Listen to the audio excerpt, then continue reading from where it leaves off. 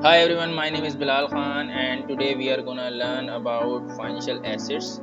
In our last video, we discussed about equity investments, that is financial assets, and today we are gonna learn about debt instruments, that is financial assets. तो आज हम debt instruments पे जा रहे हैं जो कि financial assets हैं.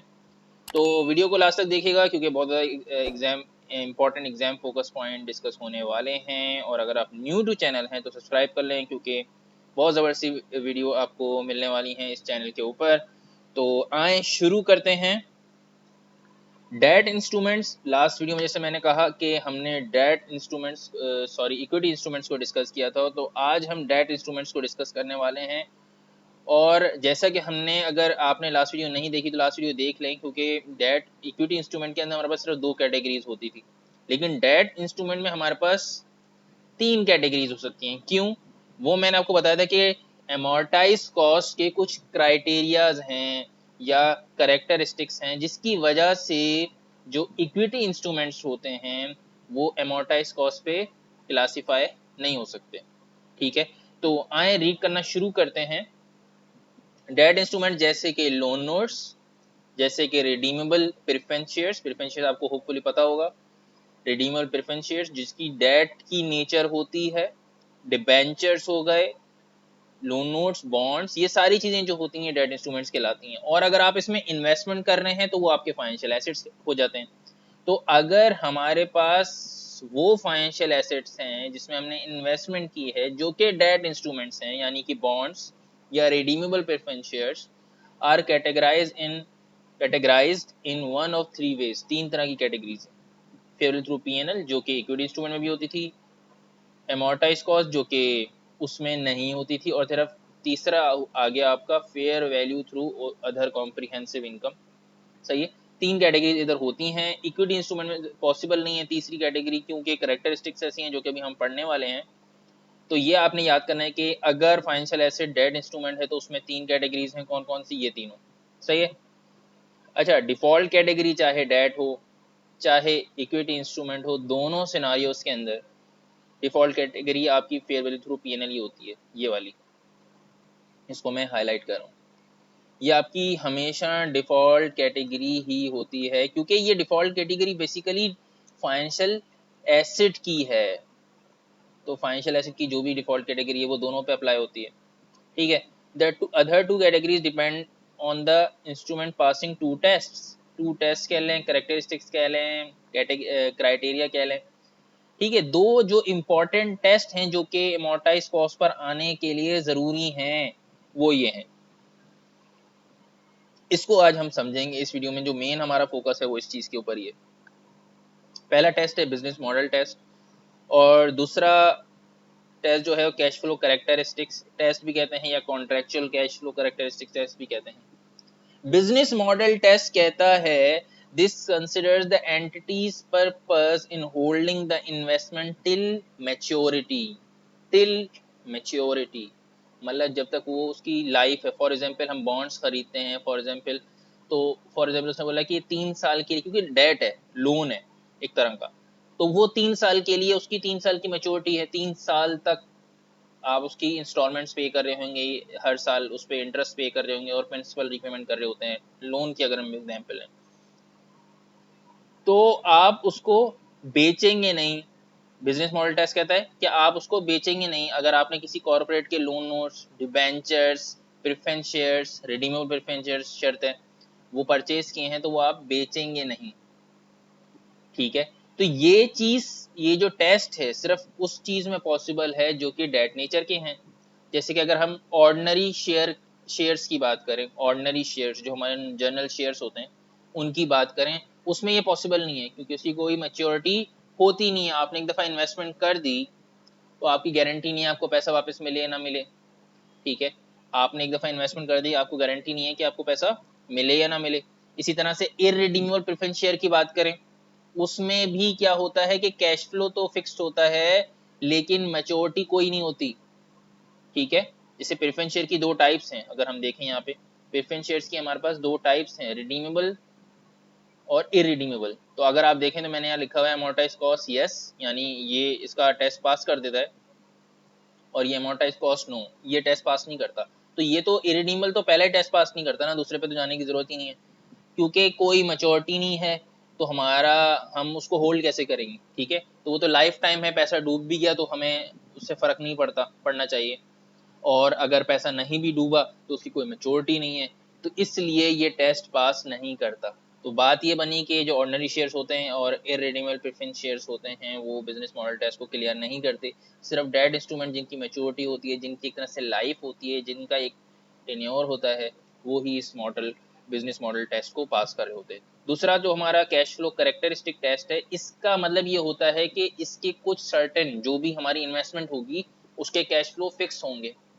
तो अगर मैं मतलब उसके कैश फ्लो आइडेंटिफाइबल होंगे, अगर ज़्यादा अच्छे वर्ड्स में कहूँ तो आइडेंटिफाइबल होंगे कि अब कैश फ्लो आएगा। तो ऐसा पॉसिबल सिर्फ लोन में होता है। ऑर्डिनरी शेयर्स में कभी डिविडेंड मिलता है, कभी नहीं मिलता। ज़रूरी नहीं है पैसे मिले, ज़रूरी नहीं है कि आपके पैसे जो आपने इन्वेस्टमेंट की है वो वापस आए आपके पास। तो ये टेस्ट तो ये बिल्कुल ही फेल कर देता है। तो ऑर्डिनरी शेयर कैपिटल या ऑर्डिनरी शेयर्स जो होते हैं वो दोनों टेस्ट को फेल करते हैं, और दोनों टेस्ट का पास होना ज़रूरी है अमोर्टाइज कॉस्ट पर आने के लिए। अब बात कर लेते हैं इररिडीमेबल प्रेफरेंस शेयर्स की। Irredeemable preference shares business model test तो पास नहीं करता, लेकिन ये पास कर लेता है, क्योंकि उसकी वो 50-50 होता है। थोड़ा सा उसमें थोड़ी सी जो आप कह लें खसलतें जो हैं वो उसमें जो है ऑर्डिनरी शेयर्स वाली हैं, इक्विटी वाली हैं, और थोड़ी सी खसलतें उसके अंदर डेट वाली हैं। सही है जी, इररिडीमेबल प्रेफरेंस शेयर्स की बात कर रहा हूँ। तो कैश फ्लो कैरेक्टरिस्टिक्स टेस्ट में इररिडीमेबल प्रेफरेंस शेयर भी पास कर जाता है, क्योंकि उसमें जो इंटरेस्ट होता है वो फिक्स होता है, मिल रहा होता है। ठीक है, हर टाइम पे। हाँ, उसकी जो प्रिंसिपल पेमेंट जो इन्वेस्टमेंट होती है वो हमारे पास नहीं आती, लेकिन अगर हम कैश फ्लो की बात करें वो उसका फिक्स होता है, इंटरेस्ट एक सर्टेन आपको मिल रहा होता है। सही है, तो बात ये बनी कि इररिडीमेबल प्रेफरेंस शेयर्स और ऑर्डिनरी शेयर्स तो अमोर्टाइज कॉस्ट पे आते ही नहीं है। इसी वजह से जब हम इक्विटी इन्वेस्टमेंट पढ़ रहे थे तो वहां पर ये कैटेगरी हमने बोला था कि होती ही नहीं है। हालांकि होती है लेकिन टेस्ट पास नहीं करती, इसलिए नहीं होती। सही है जी, तो अगर आपने लास्ट वीडियो नहीं देखी तो जाके देख सकते हैं आप, ताकि आपको ये एक वीडियो बिल्कुल क्लियर समझ में आएगी। फिर जैसे कि मैंने हमेशा कहता हूँ, वीडियो को सीक्वेंस में देखना है। वीडियो में जितनी भी आपने देखनी है, कोई भी स्टैंडर्ड की उठानी है, सारी साथ देखें, फ़ायदा तब होगा। छोटी वीडियो बनाने का मकसद ये है कि कुछ लोगों के पास टाइम नहीं होता ज़्यादा, वो या फिर कुछ स्टूडेंट्स तो या फिर जो है वो एकदम बैठ के सारी देख नहीं पाते। तो छोटी छोटी वीडियोस का मकसद ये है कि अगर आपने 15-20 मिनट की वीडियो देख ली तो आपकी एक तरह से कंसिस्टेंसी मेंटेन हो जाती है। लेकिन अगर आपके पास टाइम है, आप इजीली देख सकते हैं, तो सारी सीक्वेंस में वीडियोस एक साथ बैठकर देखें हर स्टैंडर्ड की। ठीक है, तो जो ऑर्डिनरी शेयर्स होता है और इररिडीमेबल प्रेफरेंस शेयर्स होता है वो इसको बिल्कुल भी क्लियर नहीं करता। डेट इंस्ट्रूमेंट जितने भी हैं, लोन नोट्स, डिबेंचर्स, जिसमें कैश फ्लो भी फिक्स्ड होता है, मेच्योरिटी भी होती है, आप उसको अच्छा बेचेंगे भी नहीं, ये भी शर्त है ना, क्योंकि आपने उसको होल्ड करना है 3 साल तक या 2 साल तक, जो भी उसकी लाइफ है, जो भी उसकी मेच्योरिटी पीरियड है, उसमें होल्ड करके रखना है, तभी आप अमोर्टाइज कॉस्ट पे आते हैं। This looks at the cash that will be received as the result of holding the investment, consider what it comprises. So this was these were two tests basically, जो कि बहुत इंपॉर्टेंट है, याद कर लें, अच्छा है।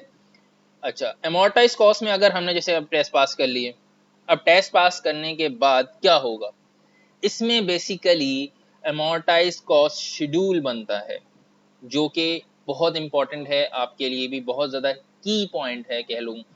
तो वो शेड्यूल कुछ इस तरीके का होता है: balance brought forward, interest income, payment received in case of financial assets. That से बात है, आपने इन्वेस्टमेंट की है तो इंटरेस्ट रिसीव हो रहा होगा, पेमेंट रिसीव हो रही होगी, और फिर अमोर्टाइजेशन क्या होती है ये जब हम करेंगे कैलकुलेशन तो समझेंगे, और आपका कैरी डाउन या क्लोजिंग बैलेंस आ जाता है। अच्छा, amortise cost for an instrument to be carried at amortise cost the two test to be pass, ये हमने ऑलरेडी पढ़ लिया है, इसको दोबारा नहीं पढ़ेंगे।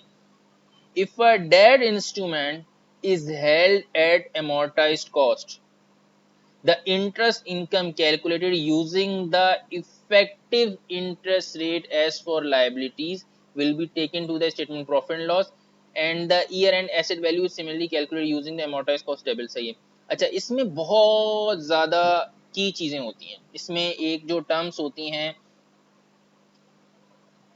इफेक्टिव इंटरेस्ट इनकम जो होती है वो तो इफेक्टिव इंटरेस्ट रेट पे होती है। तो हमें यहाँ पे एक चीज़ निकालनी होती है। इसमें एक एलिमेंट और भी रह गया है, वो मैं आपको जब कैलकुलेशन कराऊंगा तो बता दूंगा। मतलब यहाँ पे कहने का मकसद ये, मैं नीचे लिख देता हूँ, यहाँ पे दो तरीके के इंटरेस्ट रेट यूज हो रहे होंगे। एक हो रहा होता है कूपन रेट और दूसरा होता है इफेक्टिव इंटरेस्ट रेट। दोनों में फर्क क्या है? इफेक्टिव इंटरेस्ट रेट, दो तरीके के इंटरेस्ट रेट हमारे यहाँ पर इस कैलकुलेशन के अंदर जो शेड्यूल बनाएंगे उसमें यूज होंगे। कूपन रेट बेसिकली वो होता है जो एक्चुअल में कैश पेमेंट होगी, यानी सॉरी इंटरेस्ट पेमेंट हो रही होगी कैश की फॉर्म में ऑब्वियसली, या फिर डायरेक्टली बैंक में क्रेडिट हो रही होगी। ठीक है, तो ये जो कूपन रेट है ये एक्चुअल इंटरेस्ट की जो पेमेंट होती है वो होती है। जो एक्चुअली कैश फ्लो होगा वो कूपन रेट होता है के थ्रू होता है। दूसरा होता है effective interest rate. Effective interest rate क्या होता है? इफेक्टिव इंटरेस्ट रेट ये होता है बेसिकली, थोड़ा सा फाइनेंशियल मैनेजमेंट टर्म्स में बताने की कोशिश कर रहा हूँ, वैसे ज़्यादा ये क्लैरिफिकेशन वहीं पे जाके होती है जो AFM का आपका पेपर है या फाइनेंशियल मैनेजमेंट का पेपर है।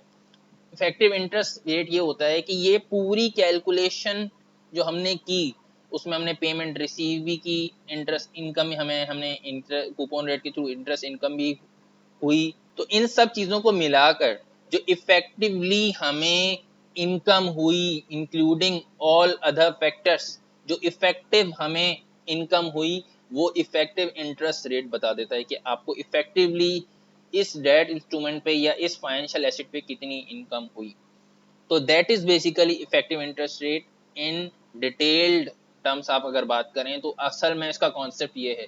बाकी इसकी कैलकुलेशन वगैरह सारी जो है फाइनेंशियल मैनेजमेंट में इजीली होती है। आपका जो P4 का या एडवांस फाइनेंशियल मैनेजमेंट का पेपर है ACCA का, उसके अंदर होती है। तो इस वीडियो को हम यहीं तक रखेंगे।